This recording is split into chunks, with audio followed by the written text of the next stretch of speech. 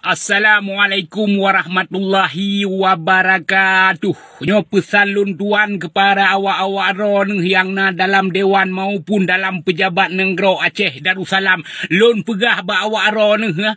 Jadi be sampainya JKA nyan hapus JKA nyan. Jadi ketika na kesenangan rakyat membacut hanjut nekalon rakyat senang. Asaina senang bacut ne putrenya preje ne sampoh nya je mengajra rakyat. Jadi ne du inang kepu le awak ron ni kutanya bawa ron le. Kepu awak ron. Ne pedi mampu inan. Bukan ne pedi mang rakyatnya bersenang bersejahtera nang Acehnya. Konyanya harus ne pedi mang.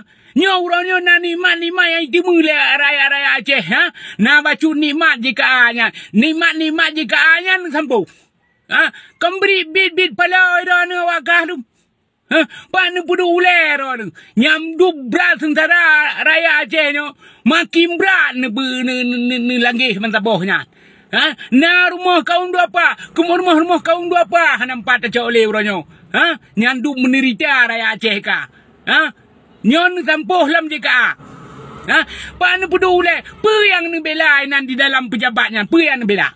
Penu bela pun purdro ne ataupun pu yang akan ni bela ina ciu jo ne begah si apa ulun tuan dia mangat senang ate aku kudengau ha nya sempat jika nya nang sampo ha habis tu ha yang sayang urung tuha urung ci kedanyo yang nak kena jabar mau sakit ngah lebih parah berat long on batai ngaknya ha jadi ho ne pudu lero ne ha ne fikir bacut kiban cara ngat sapersenang rakyatnya supaya ngat disayang kawaron.